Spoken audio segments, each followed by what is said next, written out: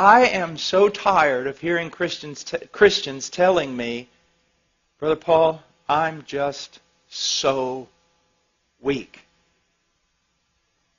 And you say, well, Brother Paul, you started your sermon saying you were weak. So why can't we say it? Well, I want you to understand the phrase and the context of it.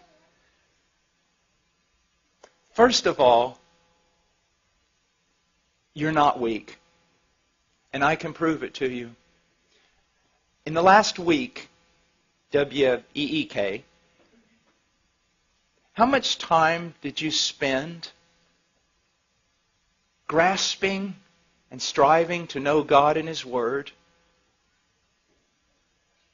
And in prayer, knowing that apart from God and His work on your behalf, you weren't going to be able to make it. Oh, see, it's really easy to say, I'm so weak. Your problem is not that you're so weak. Your problem is that you think you're strong. And I can prove it by just looking at your devotional life. Do you see? Our problem is not that we're too weak. Our problem is that we do not recognize our weakness. Do you see that? That's why the men and women that have been most used of God throughout Christian history seem to have only one thing in common, a recognition of their weakness. Now, here's what I want to show you, and it's so, so important. Weakness is not a hindrance to power. Weakness is the catalyst to spiritual power. The problem is wrong response. So first of all, you need to recognize something. Everybody's weak. Everything that is demanded of you in the New Testament is absolutely impossible for the natural man. There you go. So now everybody's on the same level. Me, you, Spurgeon, John Piper, all of us, everyone's weak. That's it. Now you can't use weakness as an excuse anymore because everybody's just as weak. No one can do this stuff.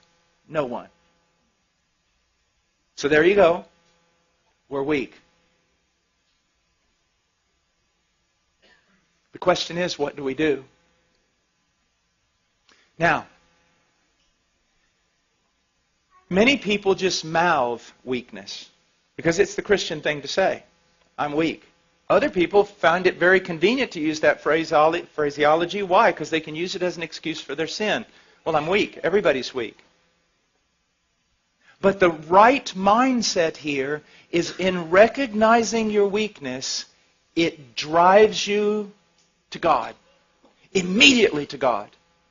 Believing in faith that He's the fountain He claims to be. That He's the source and the helper that He claims to be. That He is one of unlimited resources. That He does not greedily hand out to children, but He lavishes upon us. So see, your problem is that you're really not recognizing you're weak. Or you recognize you're weak, but you just stay there in your weakness. The thing is, your weakness ought to drive you to God every time. But here's the problem. Let's enter in with your heart condemning you and Satan helping your heart condemn you. See, I have found so many people. I saw someone last night and I dealt a long time with them. Precious little girl. She recognized her weakness. She recognized her frailty. She recognized her sin. She recognized there were some things in her life she couldn't overcome right now. But here was her problem.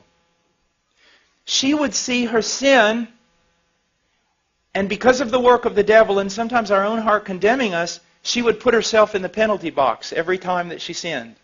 Well, you can't go to God right now. You can't just keep running back to Him. I mean, you sinned yesterday and you repented and asked for forgiveness. Now you've done the same exact thing today. I mean, you run back to Him, you're just a hypocrite. You don't appreciate God. You don't have a high view of God. What do you think? God just hands out pardon to everyone? And isn't that what we do? And isn't that what we think? We sin, a sin that we've already sinned and already repented of, and because of it we think we need to put ourselves in a penalty box for a little while, at least a couple of days, and try to work our way back into favor before we come to God. Because if we think, actually, you mean if I go back every time I do this, just immediately, not only going back and asking for forgiveness, but expecting forgiveness, isn't that hypocrisy? Isn't that a low view of God? Isn't that treating God as a forgiveness machine? No, it's being biblical. It's what poverty of spirit is supposed to do to us.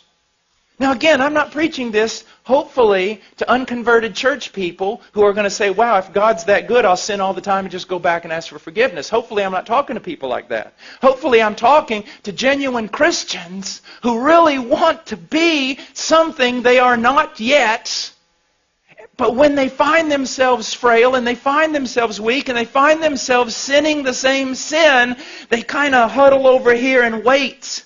Maybe read their Bible a few days, pray some more, show God they're really sincere before they run over there and actually try to get some forgiveness. No! One of the great joys of my life is when I discovered that the moment I sin the sin I always sin, my first response ought to be to latch a hold of Christ. And not beggarly, not thinking, oh, here I am, you ought to strike me down. But no, I latch a hold of Christ saying, I believe your promises. I am in a different realm. I am free. I am a saint. I've been moved out of Adam and condemnation and law. All of it was paid for on that tree. When He died, He knew all of it. He forgave all of it. I'm free. It's absolutely spectacular.